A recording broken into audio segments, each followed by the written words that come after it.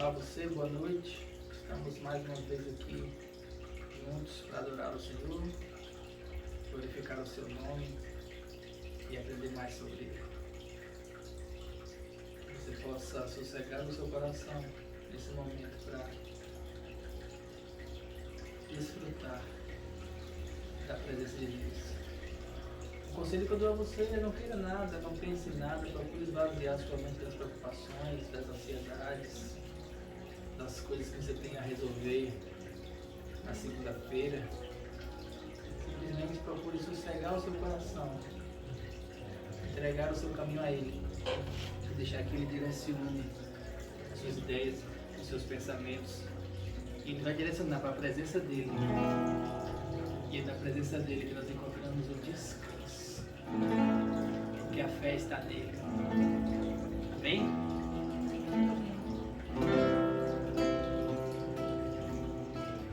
Vamos buscar a Jesus, que nos salvou, nos curou, nos limpou. Esse Jesus que colocou um propósito em nosso coração. Um propósito que não é só terreno, um propósito que é eterno. Nós te adoramos, Senhor. Te adoramos porque nós escutamos o teu chamado. Te adoramos porque nós escutamos a tua voz. Seguimos o Senhor. E nós pisamos no caminho. E nesse caminho nós encontramos vida. Porque só o Senhor é o caminho. Só o Senhor é a verdade. Só em Ti. Somente em Ti nós encontramos vida. Aleluia. Te adoro, Jesus. Te adoro, Senhor, porque eu sei que eu pertenço a Ti. E sei que na Tua presença estou seguro. E na Tua presença a única coisa que me interessa, o único desejo do meu coração é declarar o quanto o Senhor é poderoso, é declarar o quanto o Senhor é grandioso. Não há ninguém como Tu, não há ninguém semelhante ao Senhor.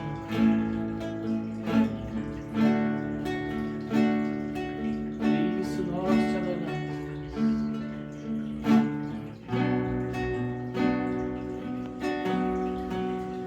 Por isso buscamos a Tua presença. Declaramos o quanto o Senhor é poderoso. Nós te adoramos. Ao Rei dos Reis, ao Senhor dos Senhores, aquele que venceu todas as coisas, único, eterno, imortal, invisível, mas real. A Ti, Senhor, poderoso.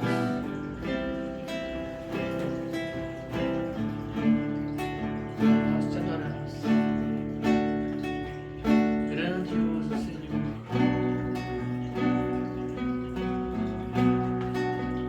A nossa alma deseja por Tua presença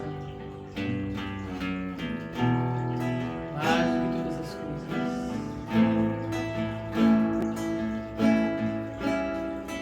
Ao que estar assentado no trono e ao Cordeiro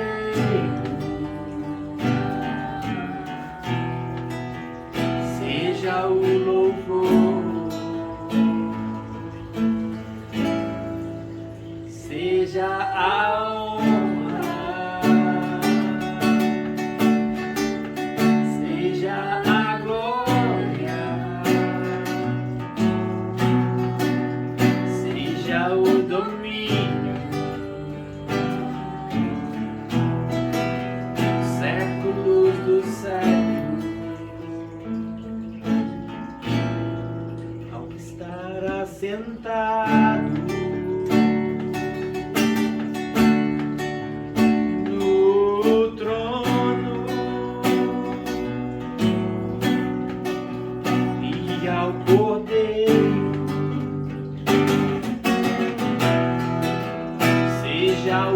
louvor, seja a honra, seja a glória, seja o domínio do século dos séculos. Poderoso Deus, poderoso Deus, poderoso Deus, minha alma anseia por ti, poderoso Deus, poderoso Deus,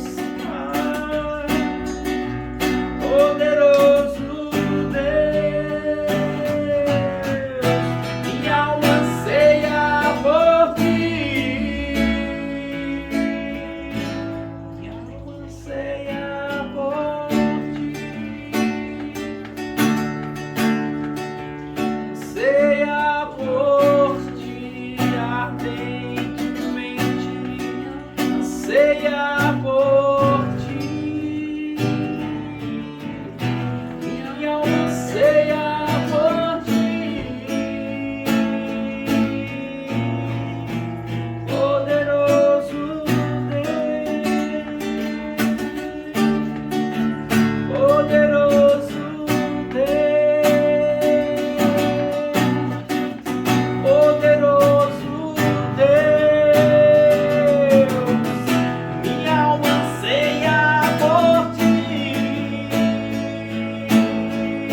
minha alma anseia por ti, minha alma anseia por ti, minha alma anseia por ti, minha alma anseia por ti.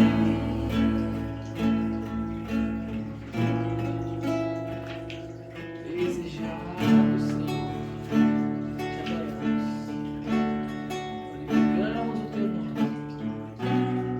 Te adoro, Deus, te adoro, poderoso Senhor. Desejo a tua presença mais que nunca.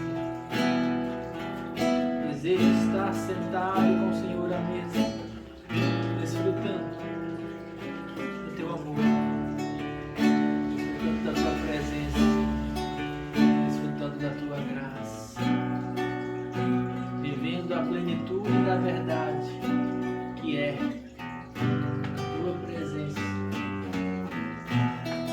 Te adoro, Senhor. Estamos ao Senhor, não porque nós queremos as coisas do Senhor, porque nós queremos a tua presença. É o teu amor que nos move, é o teu amor que nos comove, é o teu amor que nos constrange.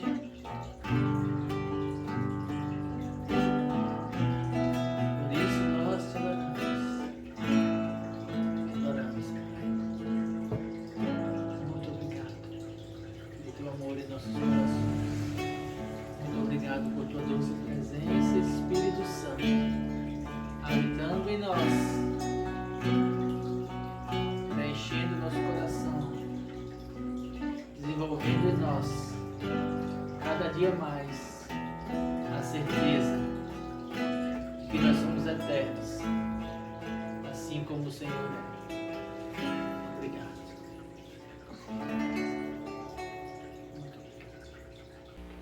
Estamos vivendo uma época em que muitas coisas nos são ofertadas. A variedade de produtos físicos, emocionais e religiosos é muito diversa. Nós precisamos aprender a identificar o que realmente é importante o que realmente é interessante, o que realmente satisfaz. E mesmo no mundo religioso, muitas coisas são oferecidas, muitas respostas, muitas doutrinas e muitas orientações. Mas aquela que eu encontrei, depois de pesquisar muito, de rodar muito, aquela que eu encontrei que preencheu o meu coração e que me trouxe a certeza da eternidade, foi quando eu aprendi a entrar no meu quarto, buscar o meu Pai em secreto, buscar a presença do Senhor em secreto. No secreto Ele falou comigo. E a partir daí tudo mudou. A certeza de que Ele existe, a certeza da eternidade e a certeza de que Ele tem tudo sob controle foram marcantes em minha vida e permanecem até hoje. E sei que vão permanecer, mesmo quando eu partir para a eternidade. É maravilhoso conhecer o Senhor. Amém? Vamos dar continuidade aos nossos estudos sobre personalidades. E hoje nós vamos falar sobre Ananias. Qual Ananias é esse que nós vamos falar? Porque tem muitos Ananias na Bíblia. É um nome bastante comum. Mas nós vamos falar sobre o Ananias que morava em Damasco. Abra sua Bíblia em Atos 9. Atos dos Apóstolos, capítulo 9. Essa é a única passagem que fala sobre este Ananias. E ele me ensina muito sobre como viver uma vida em Deus. Ele me ensina muito sobre como entender o chamado do Senhor. Ele me ensina muito sobre como compreender as coisas que são espirituais, viver de uma forma espiritual, viver uma vida no Espírito. Atos dos Apóstolos, vamos começar lendo a partir do versículo 10. Ok? Ora, havia em Damasco um discípulo chamado Ananias. No capítulo 9, do versículo 1 ao versículo 9, conta sobre a conversão de Paulo. Essa história é bastante conhecida. Paulo estava indo para Damasco, no meio do caminho, ao meio-dia, apareceu uma luz mais forte que o sol, e Paulo perguntou: quem é, Senhor? Eu sou Jesus a quem tu persegues. Vai para Damasco, que lá eu te direi o que precisa ser feito. E aí Paulo, não enxergando nada, porque a luz forte lhe cegou os olhos, ele tinha como que escamas nos olhos, foi para Damasco, e ali ele ficou por 3 dias, até que Deus falou com Ananias.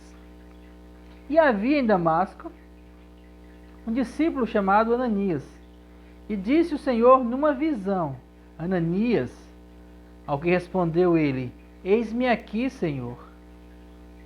Então o Senhor lhe ordenou, dizendo: dispõe-te, vai à rua que se chama Direita, e na casa de Judas procura por Saulo, apelidado de Tarso, pois ele está orando. E Ananias viu entrar um homem chamado Ananias, e impôs-lhe as mãos para que recuperasse a vista. Ananias, porém, respondeu: Senhor, de muitos eu tenho escutado a respeito desse homem, quantos males ele tem feito aos teus santos em Jerusalém.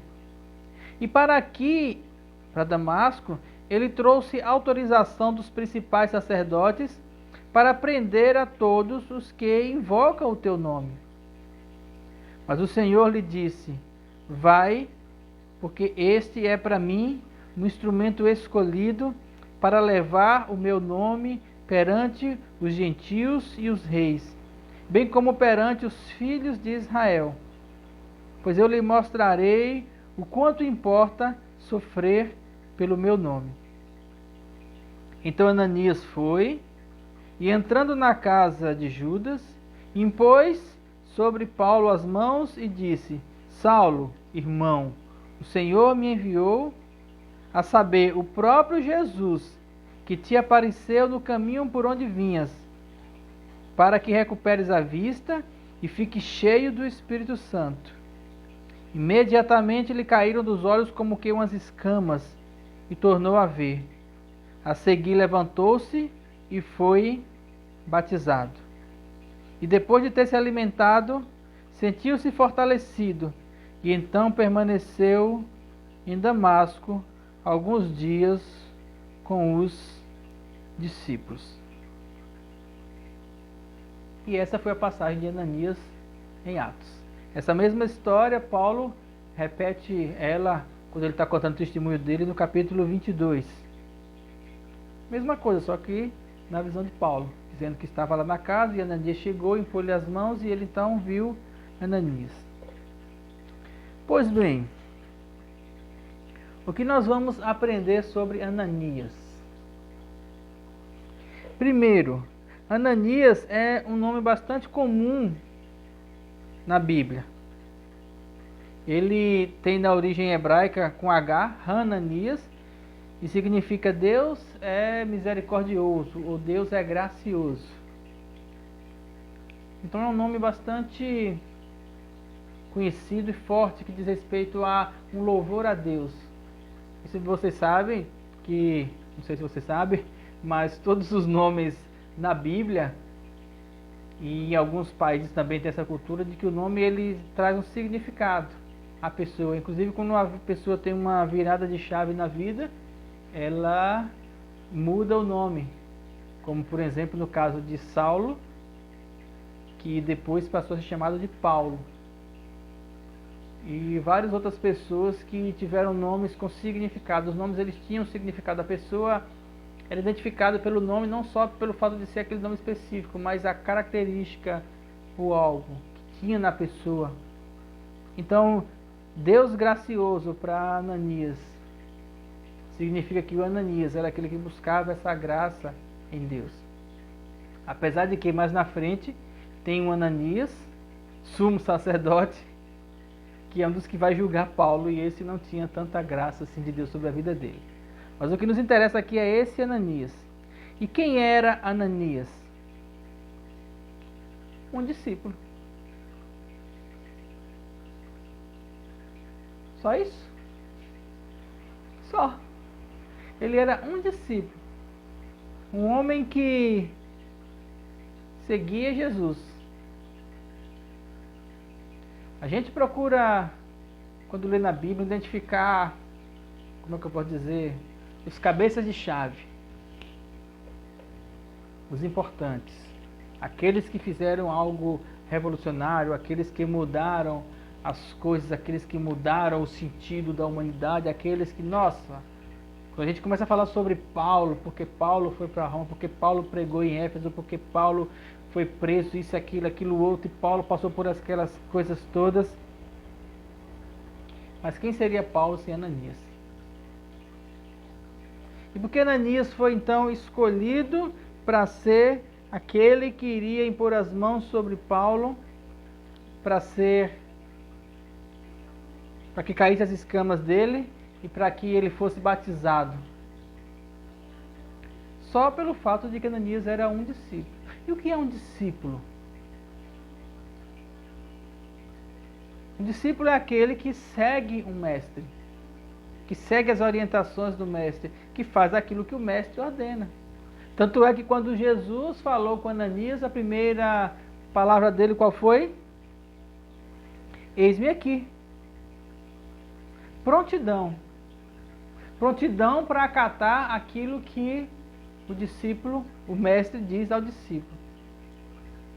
Quando nós entendemos que nós somos discípulos de Jesus e todos aqueles que aceitaram Jesus, que aceitaram Ele como Mestre, como Senhor, como Salvador, como Rei, como Deus, que passaram a entender, que entregaram a sua vida para Jesus, todos aqueles que são discípulos de Jesus precisam compreender que ser discípulo de Jesus consiste em fazer aquilo que Jesus diz.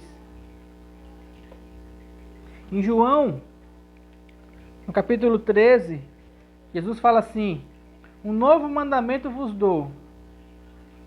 E aqui vem então o primeiro mandamento para os discípulos. João 13:34, um novo mandamento vos dou, que vos ameis uns aos outros, assim como eu vos amei. Eu sou o mestre, vocês são os discípulos. O mandamento que eu dou para você é esse. Está vendo que eu estou amando vocês? Vocês precisam amar aos outros. Assim como eu vos amei, que também vos ameis uns aos outros. Versículo 35. Nisto conhecerão todos que sois meus discípulos, se vos amardes uns aos outros. Como você se considerar discípulo de Jesus, se não houver amor no seu coração? Ah, mas eu amo minha família. Ah, mas eu amo meus filhos mais do que tudo, mais do que a mim mesmo. Ah, mas eu amo os meus parentes. Ah, mas eu amo os meus amigos. Jesus mesmo falou assim: se amar aqueles que também te amam, que sentido tem isso? Porque até os publicanos e os fariseus e as pessoas do mundo fazem isso.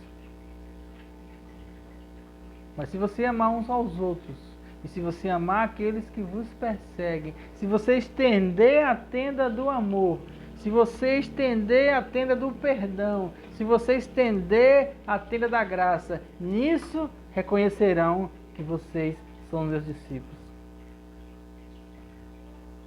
E eu falo com tristeza, como é difícil reconhecer discípulos pelo amor nos dias de hoje. São tantas coisas que envolvem as igrejas e os ministérios e as denominações e as coisas todas. São tantas ocupações que o amor passa distante. Me dói o coração quando eu vejo cenas dentro das igrejas de irmãos brigando uns com os outros. Todas as vezes que eu vejo esse tipo de cena, mas falo brigando mesmo. De sair tapa, de jogar cadeira. E aí quando eu vejo essas situações que eu falo assim: Senhor, o que está acontecendo? O Espírito Santo me lembra essa palavra: nisto conhecerão que são os meus discípulos, se amardes uns aos outros. E quando a gente ama, a gente perdoa. E quando a gente ama, a gente aceita. E quando a gente ama, a gente dá a vez. E quando a gente ama, a gente quer que o outro fique no lugar nosso. Quando a gente ama, a gente aprende que quando o teu irmão te pedir para ir com ele 1 milha, você vai com ele 2. Quando a gente ama, a gente aprende que quando o teu irmão te pedir a túnica, você dá também a capa.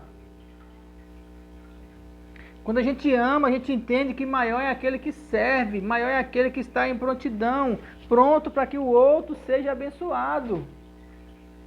Nisso conhecerão que são os meus discípulos, quando vocês amarem, quando vocês demonstrarem amor, não da boca para fora, mas de fato, de verdade, com o coração, com sinceridade, cedendo a vez, servindo, fazendo, obedecendo.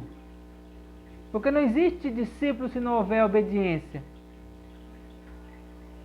Fácil? É? Não.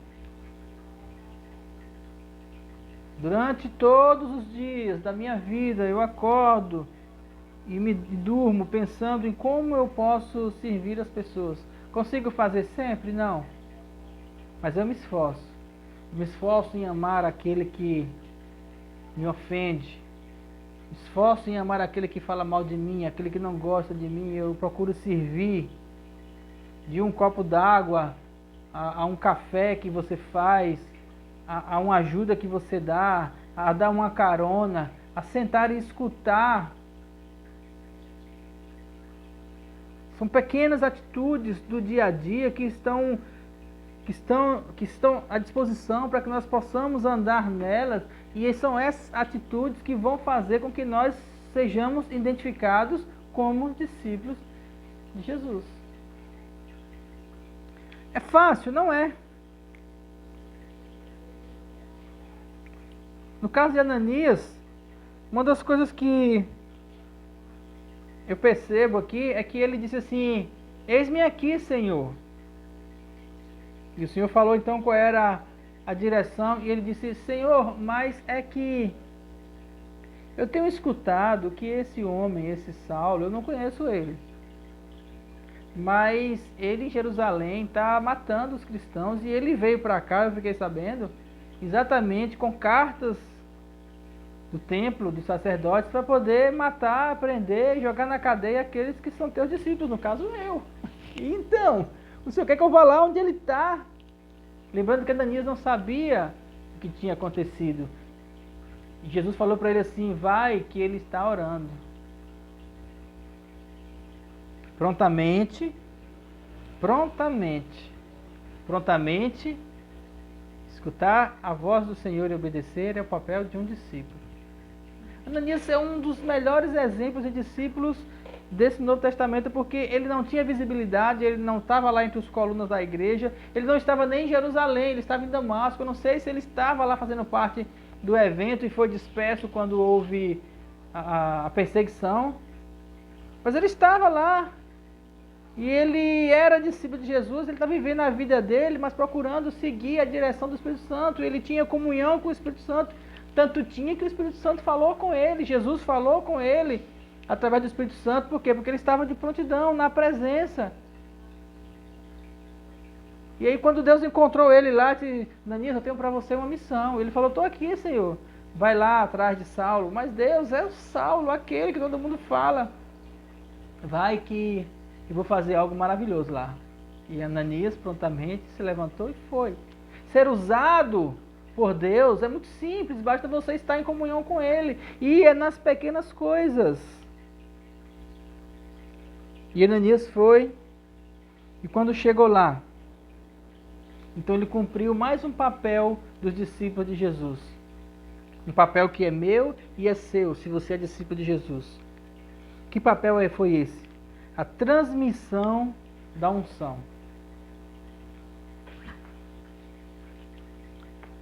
Por que que o Espírito Santo não fez todo o trabalho na vida de Paulo enquanto ele estava orando? Jesus apareceu para ele no caminho de Damasco, e ele foi lá, e Deus teve que usar Ananias. Por que teve que ser dessa maneira? Quando Jesus falou assim: permanecei em Jerusalém até que do alto sejais revestidos de poder, no dia de Pentecostes o Espírito Santo então veio sobre a terra e caiu sobre aquelas pessoas que estavam ali. O Espírito Santo está na terra, está em nós desde o dia de Pentecostes. Só que o Espírito Santo não está em todas as pessoas. O Espírito Santo está naquelas pessoas que aceitaram, que convidaram ele para estar. E a forma do Espírito Santo chegar a outra pessoa não é mais de cima para baixo, ela é na horizontal. E a horizontal, ela se dá de duas maneiras. Ou uma das duas maneiras que essa transmissão se dá é pela palavra, porque Jesus é a palavra. Quando eu falo para você da palavra, quando eu estou aqui pregando, mesmo que seja através de uma rede social, e você está escutando essa palavra, quando eu estou transmitindo a unção do Espírito Santo para a sua vida, você está recebendo, o Espírito Santo ele está saindo da minha boca, e essas palavras estão sendo geradas no seu coração, e o Espírito Santo ele está entrando em você e fazendo gerar vida dentro de você. Uma outra forma que isso também acontece é através da imposição de mãos. E a imposição de mãos é algo espiritual. Inclusive hoje eu posso aqui estender as minhas mãos sobre você e transmitir uma unção sobre você aí onde você está, se você crer. Seja abençoado em nome de Jesus. Receba a unção do Espírito Santo em nome de Jesus. Porque não tem a ver com espaço geográfico, Não tem a ver com eu estar de fato colocando a mão sobre a sua cabeça. Tem a ver sobre fé. E fé espiritual. O Espírito Santo ele está sobre a terra. Só que para entrar no coração é preciso que essa transmissão ela seja na horizontal. Na vertical foi a primeira vez, mas agora ela é passada desse jeito. Como naquela época não tinha redes sociais nem telefone, então o Espírito Santo falou para Ananias e disse assim: vai lá, Ananias. Vai lá, Ananias. Impõe as mãos sobre Saulo. Era necessário. Aconteceu isso também com Pedro. Pedro estava orando e o Espírito Santo falou para ele assim: vai na casa de Cornélio, vem 2 homens aqui te buscar. E Cornélio estava em casa orando, porque ele era um homem temente a Deus, que fazia orações, dava esmolas, só que ele não tinha recebido o Espírito Santo. Então Deus tirou Pedro e levou até a casa de Cornélio. E quando chegou lá e Pedro começou a falar, e à medida que as palavras saíam da boca de Pedro, o Espírito Santo então inundou aquela casa e todos eles começaram a falar em línguas. O Espírito Santo não poderia ter feito isso sem a presença de Pedro? Não, porque precisava que a palavra fosse transmitida de alguém que tinha unção para poder passar para outra pessoa. Essa transmissibilidade, ela se dá assim, na vertical. É possível hoje que seja por redes sociais? Sim, é possível. É possível que seja por telefone? É possível. Assim como também presente. Por isso nós pregamos, por isso nós falamos, por isso que nós temos igrejas, por isso que nós transmitimos a palavra, para que ela chegue ao seu coração e transforme a sua vida. E mude quem você é. E traga vida. Por isso que precisava que Ananias fosse obediente ao Espírito Santo. E por isso precisamos também ser obedientes ao Espírito Santo para poder falar, para poder mostrar, para poder fazer com que os ouvidos escutem sobre a vida em Deus, porque a fé vem pelo ouvir. E como ouvirão se não há quem pregue, está escrito em Isaías. E como pregarão se não forem enviados? Ananias foi enviado. E nós também temos sido enviados para poder levar essa palavra para você. Uma palavra de vida, uma palavra de transformação, uma palavra de graça, uma palavra que vai mudar a sua vida. Basta que você creia. Aceite. Eu recebo essa palavra. Eu creio. Aí quando você fala isso, quando você entende isso, o Espírito Santo entra dentro de você. E aquele que crê em mim, como diz as Escrituras, do seu interior fluirão rios de águas vivas. É isso que o Espírito Santo tem para você. Então é assim que se dá a transmissão. Continuando sobre Ananias. Algo que eu aprendo também sobre Ananias é o seguinte: Deus te vê. E isso é o suficiente. Quando você está na presença de Deus, Ele te vê. Quando às vezes como eu gosto de viajar, às vezes eu entro no Google Earth e fico pesquisando cidades. Eu vou lá e fico dando zoom, identifico pessoas. E aí eu vou ali em Paris, eu vou ali em Nova York, eu vou ali no Canadá, eu vou em Londres. E tem aquele outro negócio, deixa eu lembrar o nome. Street View, né? Que você está como se você estivesse andando pelas ruas. E eu vejo ali as pessoas passando, aquelas pessoas estão paradas, porque são fotos que foram tiradas. Mas eu fico ali tentando caminhar e eu imagino, eu enxergo, na verdade eu enxergo Deus olhando a terra. E quando Ele olha, que vê uma pessoa que está buscando a presença dEle, e a palavra diz assim: buscar-me-eis e me achareis quando me buscar de todo o vosso coração. É como se Deus pegasse e desse aquele zoom assim, ó, e vai dando zoom, e vai dando zoom, e vai dando zoom, e aí Ele vê você. Ele não vê mais ninguém, Ele vê você.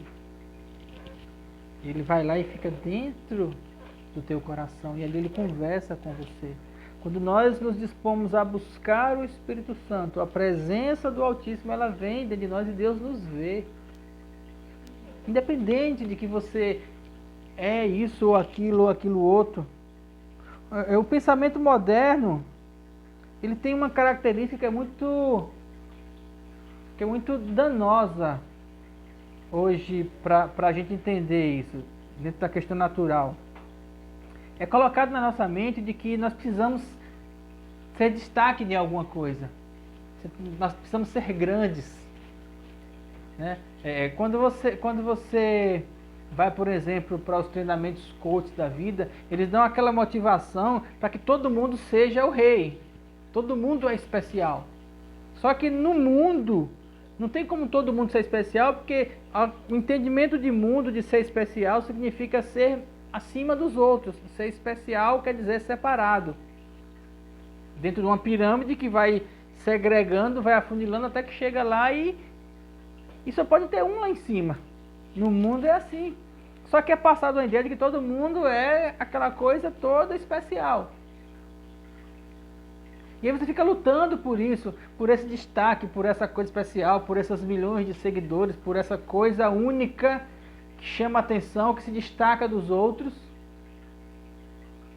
E esse pensamento ele é incutido na cabeça das pessoas e elas não entendem de que, para Deus, todos nós somos especiais.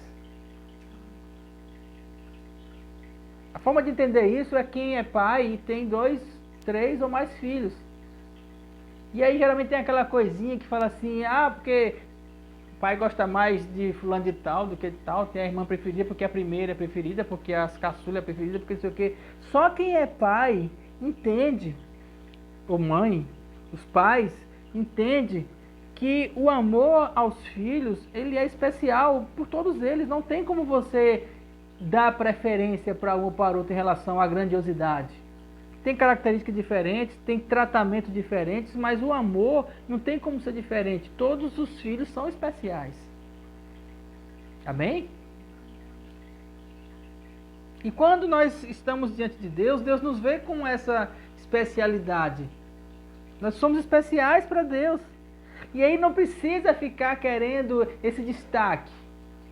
Por que eu gosto na Bíblia desses exemplos de pessoas que elas não tinham um destaque assim histórico, mas elas foram fundamentais, elas foram cirúrgicos em pequenas situações que poderia passar desapercebido, mas que tiveram uma relevância muito grande naquela vida. E como é que eu trago para a minha vida hoje? Hoje eu procuro ser especial para uma vida. Eu já quis ter igrejas grandes, já preguei para muitas pessoas, mas hoje o pensamento central do meu coração é ser especial em nenhuma situação. Quando eu falo aqui pregando para você, no meu coração eu quero que essa palavra seja especial para você, que mude a sua vida agora, que faça uma transformação na sua vida agora, para você. Não importa com os outros, é você. E aí quando passar essa vez, vai vir, sabe o quê? O próximo.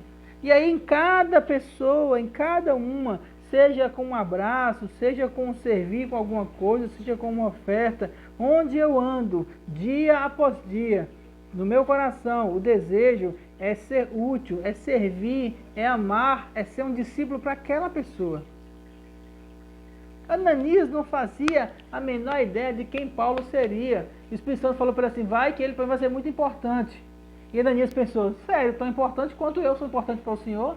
E o Senhor falou para ele, Ananias, porque você é importante para mim, Paulo também é importante. Só que Ananias não pensou, eu acredito que ele não pensou numa grandiosidade histórica como Paulo foi. Simplesmente ele tinha que chegar lá e impor as mãos sobre Paulo, batizar Paulo e amar Paulo. Porque Paulo precisava naquela hora, sabe de quê? De amor. Que foi o mesmo exemplo que nós falamos anteriormente aqui sobre Barnabé. Quando todos rejeitaram Paulo na igreja, Barnabé botou o ombro no braço dele e falou assim, esse cara se converteu, eu vou amar ele. E amou até o final. Sabe, no dia a dia, para as pessoas, na relação individual, nós precisamos ser esse exemplo. Assim como Ananias, exemplo de amor, exemplo de servir. Não existe grandiosidade sem coisas pequenas. Você é especial naquilo que você é agora. Deus quer falar com você agora. Deus quer te ver agora. Deus quer ter comunhão com você agora. Não fica pensando no que pode gerar, no que pode ser, no que vai ser, não sei o que, essas coisas todas. A gente fica pensando nisso e a gente fica pensando no futuro e esquece de que agora é o que nós estamos vivendo. Eu vou me preparar, eu vou estudar muito porque eu quero ter não sei quantas, uma igreja de não sei quantas pessoas, porque eu quero ter não sei quantos milhões, porque eu quero ser isso, eu quero ser o destaque, eu quero ser o melhor, eu quero ser essa carreira desenfreada que o mundo moderno coloca em nossas mentes. Ele é nocivo, ele é maléfico. O nosso objetivo tem que ser, eu quero ser feliz. E a felicidade, ela pode se apresentar de diversas formas. Você não precisa ser milionário para ser feliz. Eu não sou milionário e sou felicíssimo. Nada me falta. Deus, segundo as suas riquezas, supre todas as minhas necessidades em glória por Cristo Jesus. E eu procuro ensinar isso para os meus filhos. Não se preocupe com coisas grandes, se preocupe em encontrar felicidade na simplicidade da vida. Porque quanto mais coisas se tem, mais problemas se tem. É como, por exemplo, a questão de igrejas. Muitas vezes igrejas grandes, com muito dinheiro, com muita gente, com muita movimentação, com muita programação e com muito problema. E é aquela carga sobre o indivíduo e aquele pastor ele não consegue se livrar porque é tanta coisa para resolver, porque até se ele ficar parado em casa, vai ter uma leva de irmão que vai dizer que é pastor preguiçoso. Se o cara se tranca para orar, mas esse cara só ora. Se esse cara fica o dia todo na igreja, fala, mas esse cara também nem ora. Vem aqui para comer. Se ele não vai na casa de ninguém, fala, mas pastor também não visita. Por quê? Porque o mundo nunca vai estar satisfeito. As pessoas nunca vão estar satisfeitas. É você que precisa encontrar o seu contentamento, a sua alegria, a sua satisfação, o seu propósito. E isso você só vai encontrar na presença de Deus. Não busque destaque. Busque presença. Por quê? Porque o destaque ele é terreno. Ele é momentâneo. Ele é passageiro. Ele no máximo pode ser perpétuo. Até o fim da sua vida. Você pode entrar para a história. Deixar um legado. Legado aqui fica. Mas quando você busca a presença, você busca pelo eterno. Você busca por aquilo que é eterno. A eternidade entra dentro de você e um propósito eterno, uma vida eterna, uma graça eterna, um poder eterno, uma satisfação eterna vai inundar a sua vida. Então, quando nós procuramos entender que a presença de Deus, aquilo que é eterno, a vida dele é o que vai, e tem que ser o motor, tem que ser aquilo que move os nossos corações, o desejo da nossa alma precisa estar em buscar ao Senhor, buscar a sua presença. Nós vamos compreender que quando nós buscamos em primeiro lugar o reino de Deus e a sua justiça, através da presença dele, as outras coisas nos serão acrescentadas. Elas são acrescentadas. E são coisas. São muitas coisas, poucas coisas. Não fazia diferença para Davi se ele estava no templo, se ele estava debaixo de uma árvore cuidando de ovelhas. O que fazia diferença para ele era, assim como a costa anseia pelas águas, a minha alma tem sede de ti. Eu busco a tua presença de dia, de noite. Se eu subir ao mais alto monte, se eu descer ao mais profundo abismo, se eu tomar as asas da alva, assim, ainda assim a tua mão me guiará, ainda assim a tua presença estará comigo. Salmo 119, né? 119 diz isso. É maravilhoso aquele salmo. Ele fala, não adianta você fugir, ou você se esconder, ou você buscar por coisas nesse mundo. O que interessa é a presença dele. E o homem, desde Adão até o último indivíduo que nascer nessa terra, ele só vai encontrar satisfação, ele só vai encontrar propósito, ele só vai encontrar o prazer eterno quando ele se relacionar com o eterno. Quando ele conhecer Deus. E é fácil demais.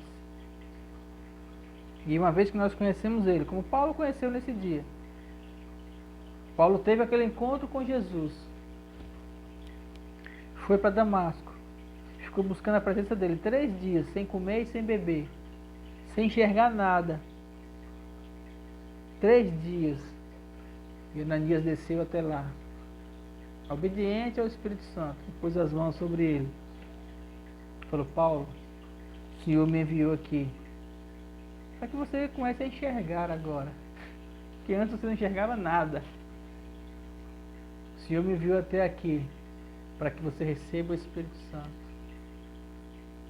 O Senhor me enviou até aqui para que você entenda que você morreu para o mundo. Ele batizou Paulo e você ressurgiu para uma nova vida em Deus. Agora, Paulo, você está pronto.